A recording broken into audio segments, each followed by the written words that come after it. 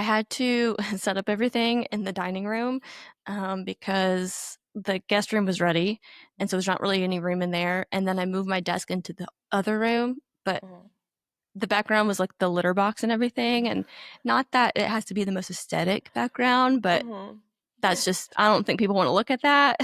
And I couldn't really position it where you couldn't see it. So Yeah. works Well, for that me. was very kind of you. I'm sure our listeners and viewers Yes. appreciate a better background. Although What that is that in the back? What? This? Mm-hmm. It's a well a print that our friend Tim did. Oh, Yeah. The Let's wow. Go. Yeah, he's Russian. I think he lives in where's he living now? In Poland maybe? Oh, wow. Yeah, but he lived over here for a while and we have a couple of his pieces. Okay. Nice. Very talented. I like it. Yeah. Yeah, he's really talented. Yeah. I wrote these notes like a week ago, so we'll see. I feel like I'm going to get halfway through it and I'll be like, wait, I don't remember this. Okay. It's okay. But this was my favorite episode, so. Yes. You are leading or am I? Yeah, this one. That's Yeah. what I thought. Okay. Perfect. I'll get into it. You ready? Mm-hmm. Okay.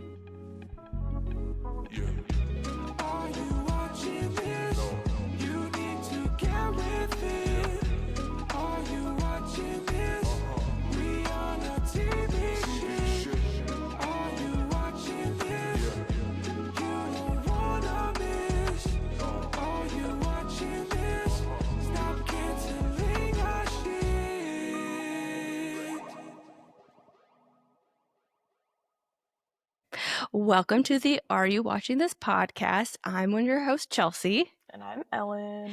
And we're doing our Hacks recap. We're season 4, episode 9, A Slippery Slope. Yeah. It was directed by Lucia. I'm not going to try her last name again. And written by Jen Statsky, Lucia, and Paul W. Downs. Okay. And this is the one that I nominated as well for the Emmy. Okay. The specific episode, the writing. Yeah. So the synopsis is, when late night is forced to censor an interview, Deborah and Ava get inadvertently embroiled in controversy. Meanwhile, Jimmy hits rock bottom and Kayla gains clarity where she belongs. I like that. Episode opens with Deborah walking through the hallways of late night and then interviewed by Katie Couric. And Katie Couric asked Deborah about her sister's illiteracy. So apparently Deborah's been spreading this lie that her sister can't read. Yeah, which is pretty funny. Because that's like, it's mean. It could hurt somebody, it would hurt somebody's feelings, but also very little damage is going to be done. Yeah, yes, true. And also, you can't prove it until, you have somebody actually read in front of you. Well, this is so very off topic, but because the Tonys were last night, do you know the rumor about Lea Michele? Yes. No, yeah. It's like that. Okay. Not to keep spreading. Was she there last night? Yes. Oh, okay. Yeah. There are a couple of people that can't read that are famous. I can't read very well, so I'm not judging them. Like solidarity. Yes. So next we have Ava, Jimmy, and Rob and Deborah, and they're in their meeting room, and Bob comes in, and he says he's just stopping by to say hello, and that they might be seeing more of him due to restructuring, aka Winnie getting fired. Yeah. Which was the last episode. Yes. And he tells them just to keep doing their own thing, pretend he's not there. And then Bob's assistant comes in, whispers in his ear, and Bob's like, "Oh, I gotta go." And then he's like, "Oh, by the way, Ethan Summers is going to come on the show." And that's the problematic guest that they had talked about an episode ago or 2 episodes ago. Yes, yeah, who's been accused of sexual violence and sexting girls underage. Mm-hmm. And underage girls. Yeah. Ava does not want him to be on the show, but Deborah says to just let him have it. Just because he's on it doesn't mean that they have to support it, or that they're saying that they support what's been going on. Yeah. Can I add? Yes. That I have stopped watching shows and like listening to podcasts, mostly podcasts, because they do bring on a not controversial, like a not great person onto the show. Can you give me an example? Yeah. Oh, I can't remember his name, but he's like a Nazi. Um, Dax Shepard brought on, and it was in like, because I was still living in Michigan, so it was like in 20, I want to say 2018, something like that. He brought him on. I was like listening on my in the kitchen making food, and then yeah, and I was like, wait, what? I look, Ben, his name's it's not Ben Shapiro. Oh, Ben Shapiro, yeah. It might be Ben Shapiro. Yeah, that little turd. I don't like that Yeah, guy. yeah. And then Trevor Noah did the same thing, and I've had beef with Trevor Oh, ever since. Yeah, yeah. I kind of get that. It definitely, at least just in general, when there's a podcast that kind of doesn't have a good episode, and especially when it puts a bad taste in your mouth, I'm just like, yeah. next week, I'm like, oh, I'll listen to it if I get a chance, and then I just stop Mm, eventually. right, exactly. But yeah, I agree. It's hard. Hmm. So then Sorry. we so then we have Jimmy, and he's in the office with his assistant, and they're updating Jimmy on the various projects that they're working on, which includes Lassie biting somebody else. Poor Jimmy. Rob calls Jimmy to tell him Dance Mom is missing. Hmm. And so while they're searching for Dance Mom on the lot, Ethan Summers arrives on set. Then Kayla and Jimmy finally find a Dance Mom, and she's on the set of Desperate Housewives. I guess she's drunk. I don't know. She's on some substances. She's not very alert. And she Yeah. says that she was just trying to get a photo on Carrie's stoop. What a great, just that whole journey to find her, the Bates Motel bit, the Yes. all of it was so great. I was like, clap, clap, clap. I loved it. Yeah. It was really good. And the idea, like, she thinks that they're in New York, or I don't know, that the Carrie set's there. Yeah. Which, actually, okay, Friends and Seinfeld are, famously New York shows, not filmed in New York. Hmm. So, Yeah, and she's that's true. Canadian, so she probably doesn't know. Do you think that was the joke? That like stupid Canadians? Maybe. There's like the stereotype that Canadians don't get sarcasm, Mm. Yeah, yeah, that's true. They're or I too think jokes. earnest. Yeah. Yeah. So when they find her, she's in quiet a state, and Kayla drives them to set as Jimmy's holding her up in the golf cart. Hmm. And so while they're driving her to the set, this is when Deborah starts interviewing Ethan Summers. Yeah. Um, so while that interview's going on, Dance Mom finally gets into her dressing room, still in a state, and she says she needs a couple lines of Coke, and then she'll be able to go on in 30 minutes. And Jimmy does not want her to go on, period, and tells her to pull herself together. And I was really, not that I was surprised that Jimmy did this, but I like that Jimmy was like trying to do right by her. I'm like, she doesn't even need to be on TV. Like, we need to scrap this whole idea. Yeah. Yeah. I love Jimmy. He's so ethically correct. Yes. Yeah. Yes. And almost a little, not to a fault, but he definitely has had to be challenged to break rules a little bit Yeah. because he's such a rule follower. Yeah. But he's learning how he can kind of toe the line. Yes, exactly. But Rob, who is he I guess he's the producer of the show. I guess. Unclear. Unclear on his name, unclear on his role. Right. Rob says that she must go on since Ethan Summers learned one of her dances. And so Jimmy goes to get Dance Mom ready while Deborah continues to interview Ethan.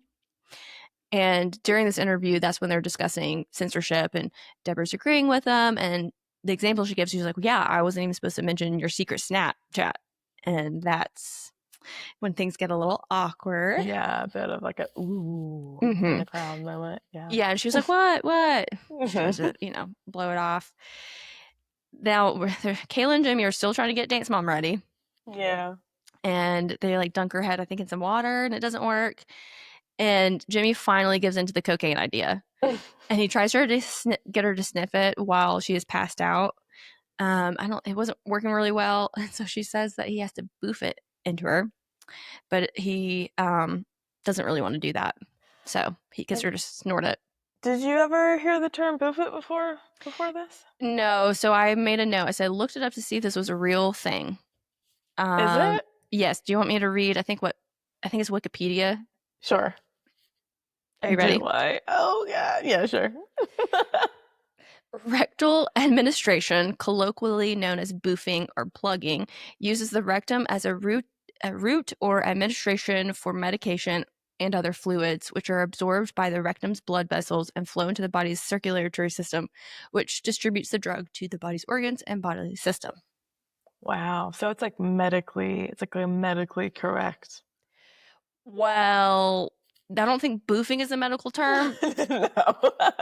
but I mean, but you have like suppositories, right? Right. Which are medicine because you have different types of cells. So like your gums and your private parts and your Uh-huh. rectum, they all have a type of skin where it can go into the blood vessels really easily and quickly instead of having to like digest it through your stomach. Oh. You know, Wow. never heard of butt chugging? Absolutely not. You, you. Every once in a while, I'm reminded I'm very innocent. I'm very vanilla. I'm very I what butt do you chugging. what I That's an know about American it. term. That's 100% Oh, an American term. absolutely. I Okay. I think I was introduced to the concept of butt chugging from Jackass, Okay. where Yeah. you take well, what they were doing is they were taking a beer bong and Uh, you put it in your butt and then you dump alcohol into it and that's crazy. you get real drunk apparently.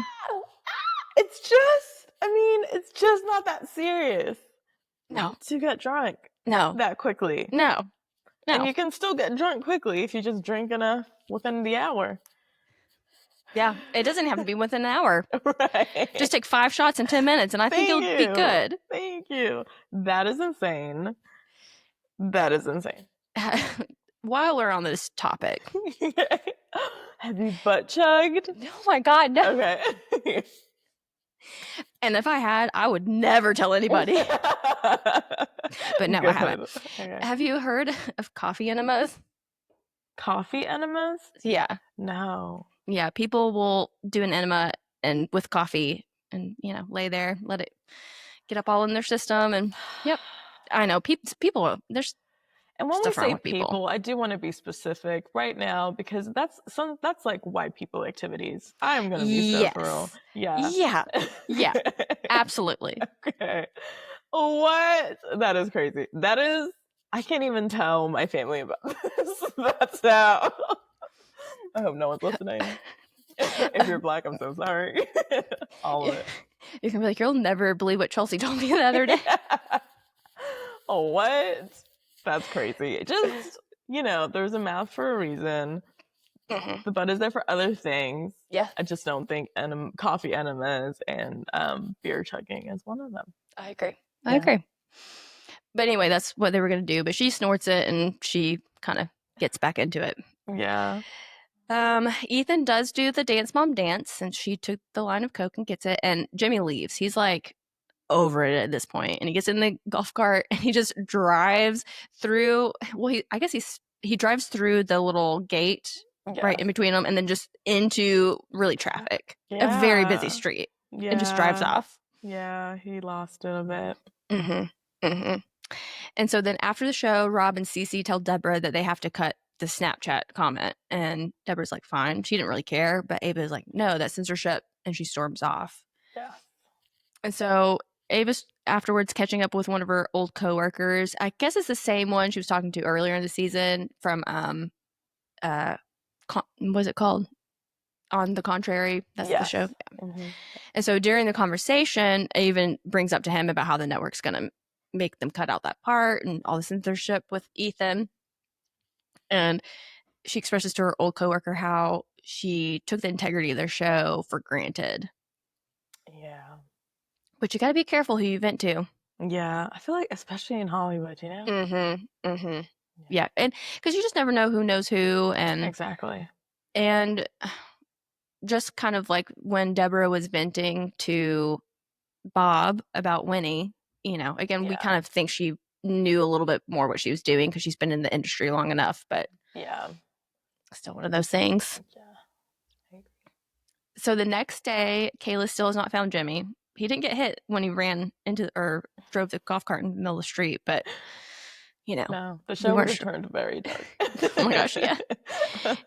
So the assistant gets really concerned that they have attached themselves to a sinking ship. They're like, oh my gosh. Mm-hmm. And so Kayla confesses also to, I guess, the assistant that her dad was trying to poach her as well. Yeah. So we know that Kayla's been conflicted about this. She's been thinking about it. And again, I didn't think she would leave, but definitely if Jimmy's off and seems maybe unstable, you probably think, well, I might go back to where I know it's safe. Yeah. Yeah. But Kayla is like in a tough situation. She doesn't scare easy. That's what I'm trying to say. I Mm-hmm. can't. That's Yeah. true. She really does. She does not. Yeah. And this is when the assistant pointed out the official partnership name. So the whole season it was either they're like Schaefer and Lusac or Lusac and Schaefer, and Jimmy chose it to be Schaefer and Lusac. And the assistant says that Randy that he knew it would really mean a lot to her, and I was like, oh, so Yeah. sweet, so Yeah. sweet. And that is why Kayla does not play about Jimmy at That is all. true. That is true. So Cece, she goes directly to Deborah and Ava the next day and tells them that On the Contrary is going to run the story about the censorship. And everybody's like, Ava? So they're trying to scramble to fix things, and where they're also trying to scramble to fix things with Jimmy as well. And Kayla informs them that Jimmy is taking a few mental health days. But both are very upset that he's not going to be around because they're like, he needs to fix our problems. And Kayla's annoyed and she stands up for him. She's like, you don't appreciate anything that he does, Yeah. which is true. Yeah. Yeah. And I do think he says later on, maybe that, he's like, you don't have to thank me all the time, but just 10% of the time would be Yeah. nice. Yeah. And I'm going to say 50% of the time. I agree with you. I'm right there with you. Like, yeah. I need to feel like you're being a little grateful. I'm sorry. It is hard sometimes because I will catch myself when people tell me, is this more of like showing, being impressed by people's skills, I guess, but Mm-hmm. kind of the same idea of because somebody's good at it. It's not that you're less impressed. It's just like, well, of course, like they're good. They know they're Yeah. good. And so you kind of forget to like compliment people or show gratitude because you just kind of get used to it. Yeah. Yeah. I agree with that take. I do. Yeah. We all fall into that, I feel like, too. Yeah. But Jimmy is very much a victim of it. Yes. So Ava then runs to try and fix the censorship expose thing on the contrary with her old boss, but because he does have the great integrity that she is jealous of, he's not going to do it. She is jealous of was funny. Deborah then goes to meet with Bob. She's requested to go meet with him, and he tells her about the leak and that they know it's Ava that did it and that she has to fire her. Deborah does push back, but Bob tells her that if she does not fire Ava, the show is done. What do you think was going on in her brain in this moment? I honestly did not know. Maybe I was leaning more to that she's gonna fire Ava just from history that we know of her. Also with like how much this was her dream job, you know. Yeah, so I was leaning towards the firing. What about you? Same, and for whatever reason, we were under the impression that this was the last season. Yes. And so I We were really not under could. the impression though. We'll get back to this, but keep Okay. going. Okay. And so I was like, I could see them ending the series that way. And because there's one more episode, I was like, it could be a beneficial thing for both of them. Yeah. They've been so back and forth. So yeah, I was right there with you. I was like, oh no. Yeah. Yeah, they renewed Hacks for season 5. If you guys don't know, now you know. And we were all shocked because they definitely advertised season 4 as the 4th and final season. And then I went back to look at their promos that they did, and it is on one of the posters. Yeah. Okay. Yeah. Okay. Because then I was thinking, the only other thing I was thinking is like maybe they said it was the season 5 would be the last one. Yeah. And then we were getting confused or something. But I'm glad you found that because I really thought I was going crazy. I did too. I was like, there's no way you're gonna make me look stupid. No way. We've done enough of that on this podcast. So true. Um, did you take a screenshot of it? Did you? Yes. Okay, good. Yeah. Okay, so at least keep it so that because we might post it and be like, look. Yes, I definitely will. And also, when they announced season 5, I read the article, and apparently, Paul and Lucia and Jen, they all said that actually they feel like Hacks will go to season 6. Oh, really? Like have a Hmm. sixth season? Yeah, like to Okay, finish telling off the story they want to be told.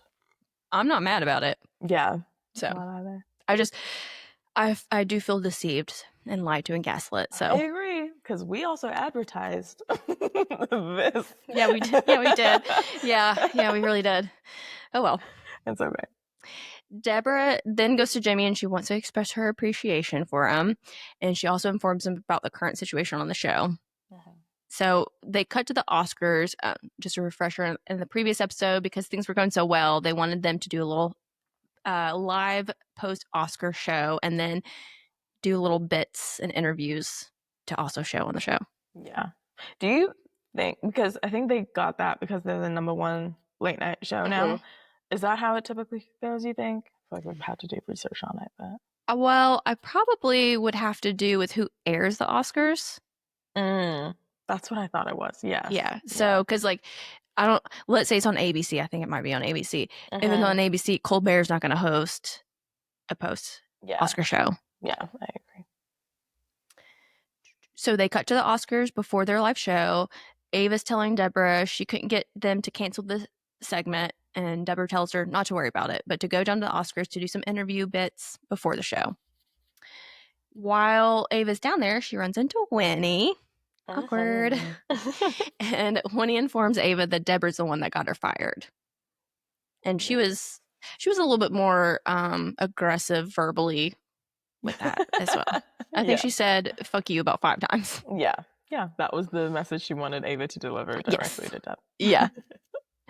And so while Ava's back on her way to the set, she calls Deborah, but she goes to the voicemail. So I guess at this point, what I picked up was like Ava already knew she was probably in trouble because of the on the contrary bit. And then knowing that Deborah got Winnie fired, she's like, well, I'm next. Right. Oh, and then also Ava finds out that, well, it becomes more fishy because Deborah says like credentials are waiting for her over there at the red carpet. She then goes to like check in, and then after her conversation with Winnie, the guy who was like checking for their credentials, like, actually, there's no credentials waiting here for you. So then that's when, well, Ava starts getting more paranoid, and it's like, what is going on? Is Deborah firing me and just not like is too pussy to do it to my face? I didn't even pick up on that part. For real? Yeah. Nope. That's funny. I don't know why. I mean, I remember, yeah, that because she didn't have the credentials, she had to go back. But I didn't even think about that being part of Ava's thought process of Yeah. why she might be getting an extra reason why she might be getting fired or Yeah. sign. See, this is why we need 2 people. Exactly. So Ava's growing concerned that she is about to get fired. But she arrives back to the lot, but she's not allowed in. I think it's the same security guard from the first day. Yes. And she says she can't let her in because she no longer works there. And Ava's like, what? Worked about 20 minutes ago when I left. Right. So Deborah's finally taping her live Oscar show. And she goes on to thank her writers and the network and her plastic surgeon. And then last, she thanks Ava. Because this, again, I was so nervous. I was like, what's going on? Yeah, the buildup. Even like when Ava's in the car leaving the voicemail, I don't know if you noticed like the background music, like the instrumental going on, like they did it also. It was just dramatically, the effects were there and you were on your toes like, yeah, what's Deb doing? Is she actually doing this again? Is she doing it dirty? I was a bit like, yeah, my nervous system was up there. Yeah, and they did it so well, like you're saying, that you had a problem. You deep down, you were like, they can't fire her, but you really just did not know. There was not enough evidence to say for sure she wasn't going to do it. Yes, it was literally like the head and the heart. Like head going off, what you know, heart being like, but their relationship. And it's such like, it's one thing if you're like a manager at a Baskin Robbins and they're like, you need to fire your friend because of, they gave free ice cream away. That's, that sucks. But it's like, well, okay. But this is like a big deal, Yes, heck yeah. I mean, we had that episode where Deborah's like, I can't do this without you. Like, there was that whole reconciliation and admittance of like, no, this show is the two of them. It's not one or the other. So, Yep. yeah. So then again, she lastly thanks Ava. And that's when I was like, okay, we're probably in the clear now. Yeah. And she tells the audience about the network wanting to fire her, but she's not going to do it. I was like, I think I actually clapped when I heard that. I truly think that I did. I think I was like, oh my God, yay. Which, yeah, okay. So then when that happens, Bob runs into the production room and tells him to cut the feed. And when he gets back there, Jimmy's already back there and tells production crew not to cut the feed. And I think they listened to Jimmy at first because, his dad had a pretty big impact on the network and industry.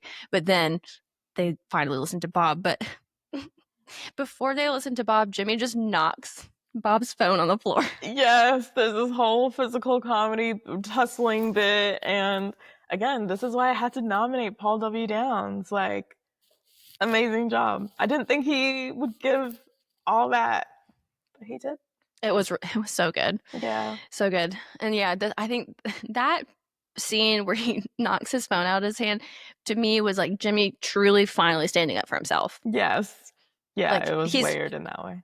He's been building up to it. He's slowly kind of vocalizing it, but this time he's like, no, I'm going to do something. Yeah. So Deborah continues to give her monologue, and as she tells her audience it's going to be her last show, which I would have been like, I mean, we could do a couple more, right? They have to fill the airtime somehow. True. I was getting teary though as she's like giving this monologue. I was like, oh wow, emotions. Yeah. Yeah. Yeah, I wrote that. I just wasn't really sure what was going to happen until really she said it. Yeah. So after the live feed is cut, we see Jimmy being thrown out of the studio by security after he's been roughed up, which looked pretty roughed up. And in this scene, Kayla's waiting for Jimmy, or she's like trying to find him, and she's expressing how much she appreciates him. Jimmy's expressing how much he appreciates her. Kayla says, "This is why we are a great couple," and Jimmy goes, "Are we a couple? Are we?" He says it like 5 too many times. Because I think at that point he's starting to think maybe we are a couple. Yeah. Is this what dating actually is like? It was good. It was. She says they're just a couple of businessmen that are going to die together. And he says, he says he doesn't doubt that. Yeah. And I was actually pretty surprised that Kayla kept it. Like, I thought she would take that little bit of like, are we a couple, and go the extra mile with it as she usually does. But yeah, make it a little sexual. Yeah. But she kept a little romantic. Yeah. Yeah, Kayla just, such good lines. Yeah. So Ava finally gets to Deborah on set because the security guard's like, I'm just going to turn my eye for a second. And she tells Deborah that she didn't have to quit the show, but it's too late at that point. And Deborah and Ava are driving off the set, and Bob stops them. He slams his hands on the top of the car and berates Deborah and Ava, but it's more so directed to Deborah. Yeah. And Deborah's like, I'll be fine, which in a way she would be because she's got enough money. Yeah. But he reminds her of her contract and says that she cannot perform for 18 months.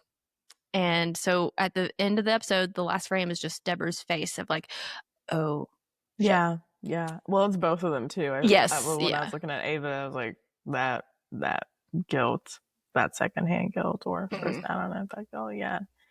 And it was pretty awkward. I was like, oh shit. Yeah. Yeah. I think that this was the best episode of the season. I agree. It might even be my favorite episode of the whole series. I have rewatched it pretty recently, and it just really sticks out in my mind. Maybe because it's fresh, but no, it was good. The writing was really good. I feel like there were, like when she was giving, like, they were giving commentary to real life situations that also happen in life and in the world. With like the episode was titled Slippery Slope. And when Deborah gives her monologue, that's what she alludes to, how like you fire one person and like your boss tells you to do something, you do it even though you don't think it's right. Then what, where else will that lead to? And I think they did a really good job creating that scenario in their world, but I feel like we've all encountered that like crossroad before. And it definitely is not reflected in what's currently going on in just the world in the general. World. Right. Ethics and all of it. Yeah. Specifically where we live. Yeah. And today.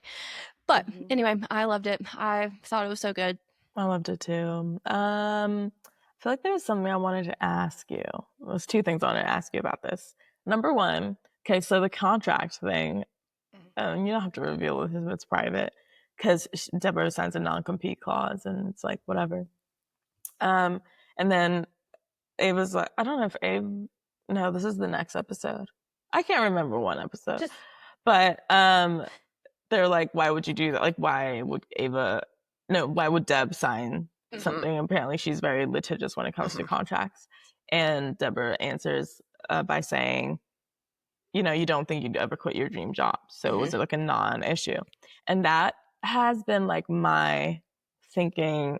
I've been asked about ever get a prenup if I get married. And that was my thing. Like in the past when I dreamed about marriage, it was like, no, that's my partner for life, locked in. And then you get older, you get a bit more dark within your soul, and you see things in life, and then you consider it more. So one, you are married. So do you have a prenup? No, because when we got married, we had nothing. Okay. Fair. Like I was like, yeah, great. Yeah, you can take the house that's unfinished and still has rats living in it. Knock yourself out. So like, I don't know, it just makes sense. I will say now though, the older I get, it does make more sense. Yeah. You're entering into a legal contract with somebody. And if you're going to marry them, then yeah, you need to do that. If you're not going to marry them and you're just going to be lifelong partners, then you don't need to. But it's a legal contract that you are signing. Right. So it really does make sense for people to do it. And I'm actually surprised more people don't. Yeah, me too, actually. Yeah. Which is such a 180 from where I started from, actually. Well, yeah. I bet as time goes on, because people are getting married later and later, we'll get more and more of them. Yes, true. Because people then have more like assets and stuff like that to hold on to and stuff. Yeah, I agree with that. Yeah. So yeah, I am definitely going to sign one. So if everyone thinks about marrying me, it's gonna have to be for me, not my things. Yeah. But what about other side? Yeah, flip. Yeah, I'm good with that. I feel like that then more proves that you're in this relationship just because you fuck with each other so much. Yeah, but if I was signing a prenup, like if I was marrying somebody who had a shit ton of money, and I had to sign a prenup, I'd be like, well, I need a guaranteed $1 million if we get to, like I want like guaranteed. Yes, I mean, yes, 100%. Like if you cheat on me, exactly, I want you to write that I can take everything. Yeah, and except like the cat.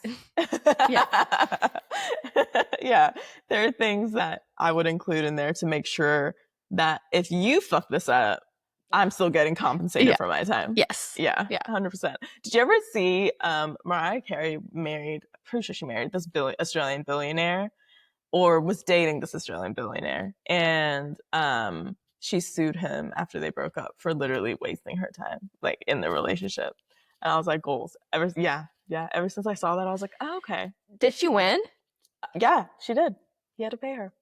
Yeah, I'm pretty sure. You guys can Google and fact check me, but I'm about to go file so many lawsuits.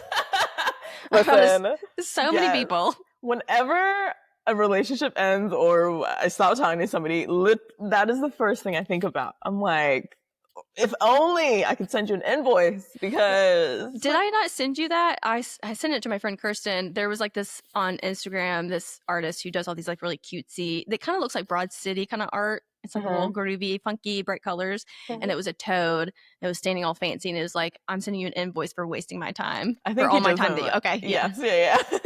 Because it's like, Yeah. Yeah. Did I have anything else to ask you? No. That was All it. right. Well, we got one more episode for the season. The finale. Not the series finale, just Not the this. season finale. Yeah. I guess we should apologize for gaslighting people, but do we have to apologize if we were gaslit? No, I don't, because that's a hell of a gaslight. We also still have to apologize for it, but we do apologize that we were led astray, and in that regard, you guys were led astray too. But But we're correcting the information now, so at least, yeah, we're acknowledging it too. Did HBO acknowledge that they did that? no, they definitely gaslit us. That's crazy. Okay. Well, until next week. Bye. Bye. Sorry. Didn't know if you had more to add. I did not. All right. Bye. Bye.